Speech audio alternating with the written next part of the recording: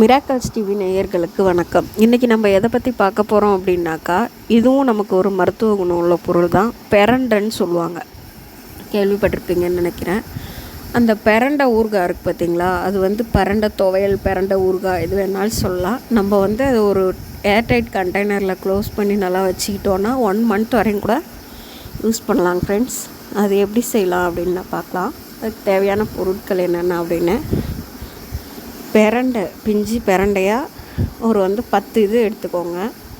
அதுக்கப்புறம் புளி, அதுக்கு புளி கொஞ்சம் அதிகமாக வைக்கணும். புளி, காஞ்ச மிளகாய், உப்பு, தாளிக்க எண்ணெய், கடுகு, கொஞ்சம் வர கொத்தமல்லி இருக்குது பார்த்திங்களா, அது எடுத்துக்கோங்க.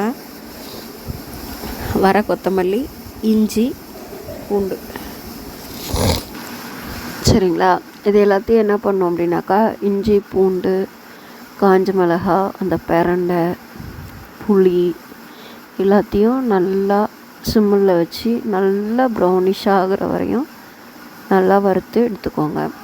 எடுத்துக்கிட்டு எல்லாத்தையும் ஆற வச்சு அம்மியில் அரைச்சி எண்ணெய் கொஞ்சம் தாராளமாக ஊற்றிக்கோங்க. ஊற்றி நல்லா கடுகு போட்டு பொரிய விட்டு அதில் அந்த அரைச்சி வச்சுருக்கிற அந்த விழுது எல்லாத்தையும் ஊற்றி நல்லா கிண்டி விட்டு நல்லா ஆற வச்சுக்கோங்க. ஆற வச்சு நல்லா ஒரு ஏர்டைட் கண்டெய்னரில் மூடி எடுத்து வச்சுக்கோங்க. அதை சாப்பாட்டில் போட்டு சாப்பிட்லாம், இட்லி, தோசைக்கு எல்லாத்துக்குமே சாப்பிட்லாம். நல்ல டேஸ்ட்டாக இருக்கும். ஒரு நல்ல டிப்ஸாக இருக்கும்னு நான் நினைக்கிறேன்.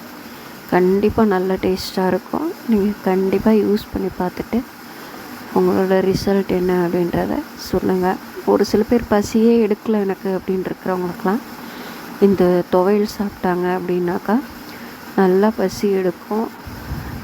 அசிடிட்டி பிரச்சனை வரவே வராது. இதை சாப்பிட்டா கண்டிப்பாக யூஸ் பண்ணி பாருங்கள். நல்லா சூப்பராக இருக்கும். யூஸ் பண்ணி பார்த்துட்டு உங்களோட ரிசல்ட் என்ன அப்படின்னு எனக்கு கமெண்டில் சொல்லுங்கள். Thank you friends.